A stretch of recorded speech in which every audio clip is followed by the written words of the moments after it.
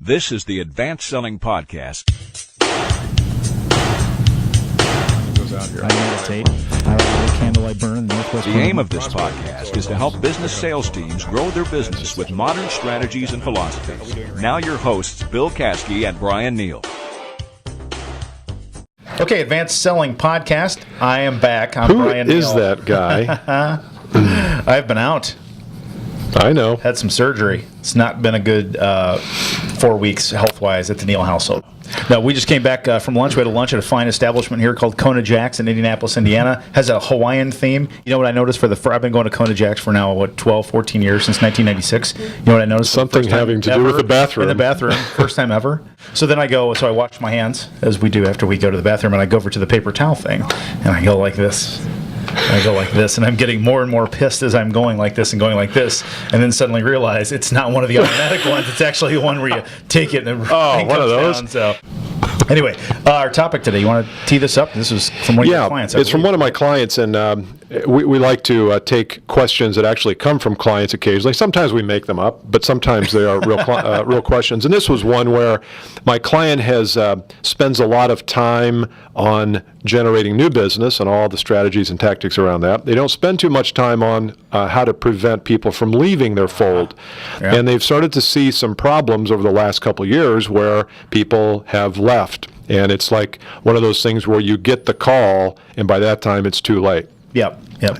We've all had that call or heard about people having that call. So we thought today we would talk a little bit about client retention and give you a half dozen or so ideas on things that you might either not be doing or haven't even thought about doing to help you continue to advance the relationship. You know, sometimes we type A's, we love to go out, we love the hunt, we love to go out and generate the piece of business, and we come back with, in-hand paper, and we're so proud.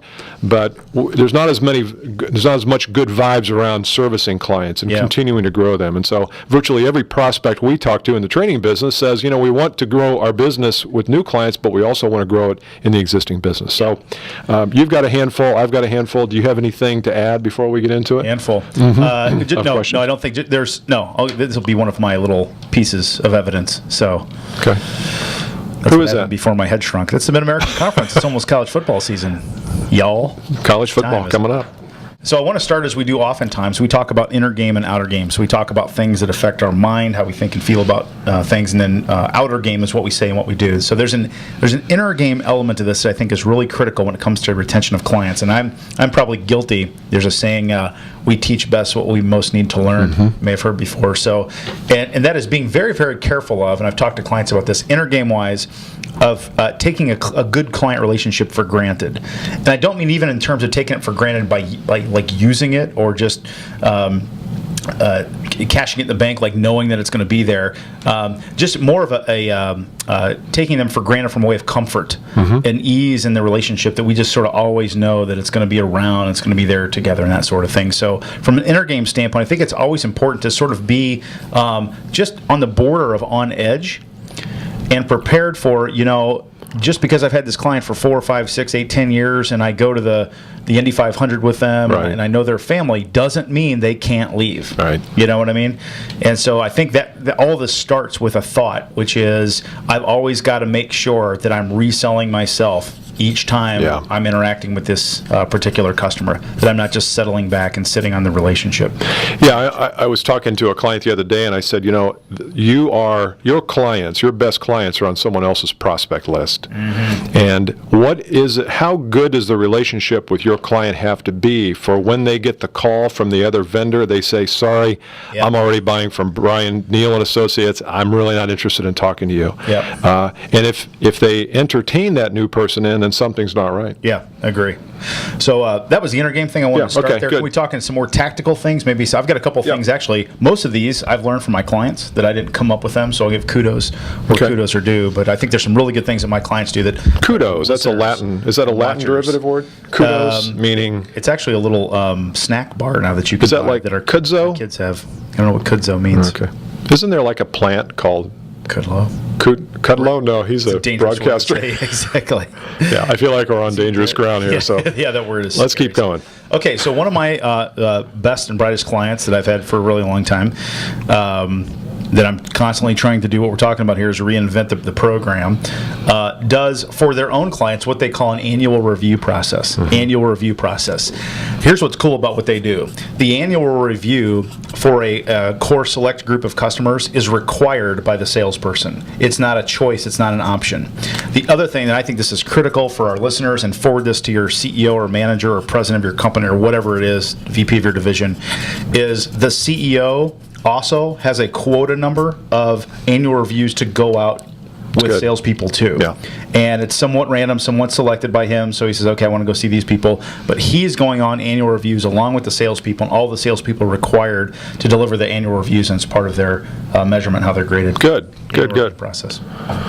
Okay, I've got one here. I'm going to call it continued diagnosis. And we solve the problem, we sell them, and we maybe sometimes, if you're in a business where you have account managers to turn things over to, you might turn it over to them, or you might just be too busy pursuing the next client to go back and continue to diagnose the problems. If you haven't had a diagnostic session with your current client in 6 months, chances are their business has changed. Something in their business is causing problems or pain. Doesn't mean you can fix it, but at least make an appointment with yourself to go back in every quarter, every 6 months, and literally ask the question, what else is happening here I can help you with? Are there any problems? Not with me necessarily, although you might hear that too, but what are some problems in your business that we can start working on? That's very, very good. So we've got two. Do we just want to stop there? No, I'm kidding. Sure. I sort of had something like that. Yours was better than mine, but I'm going to strike out my number 2 since you took it. Okay? Mine was really better than yours? It was really good, I promise. Wow. Okay, so this next one, and I'm going to combine a couple here. You know our friend John Jantz? I do know John. Who does? He was just on the podcast when you were in one of your vacations. Right, I forgot. He took one my week seat. when you were on Gosh, vacation. I knew the seat smelled good. No, just kidding. No, John Jantz, who wrote the book Duct Tape Marketing, has a great, wonderful business. He did. Remember when he did Make a Referral Week?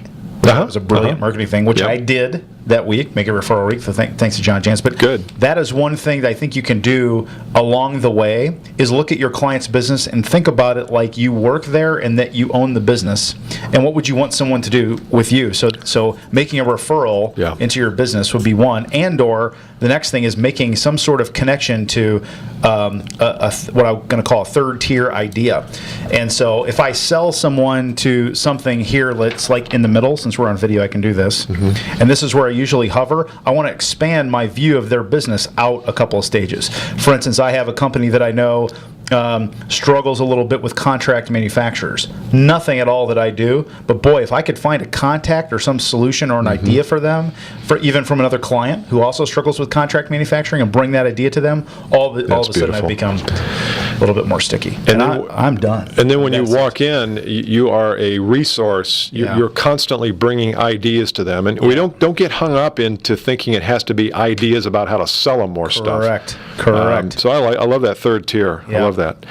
Here's something that a local company in Indianapolis here does, and should I drop the name? It's probably a household name in the internet world. It's called Exact Target. Yeah. And Exact Target is an email RSS communication company. They've got really good software to help manage email lists. Yep. And one of the things they do 3 or 4 times a year is they bring in guest speakers. And there's actually Richard Branson from Virgin Air is coming in October. Is he? And they sell seats to it. But if you're a client, you get in either nominal fee or free. Yeah. But it really creates an educational vibe with the relationship with Exact Target. So they're always trying to educate their clients, new business ideas. It doesn't have to be all around email, but I think they're really good marketers. And I think when you think about your business, there's probably somebody out there that you could bring in. Maybe it's an industry consultant, maybe it's a media person to bring in to introduce to your clients and do some kind of a little seminar that really endears your clients to you, I think. Love that. So those are some really, really good ideas that you can take and implement, both from a thinking standpoint, a tactical standpoint. Again, you can find us on the internet, advancedsellingpodcast.com, and you can link up with us on LinkedIn at B. Neale, Bryan Neale, or Bill Caskey, and or follow us on Twitter, B. Neale, at B. Neale is my handle, baby. That's it. See you next time. See you. Bye.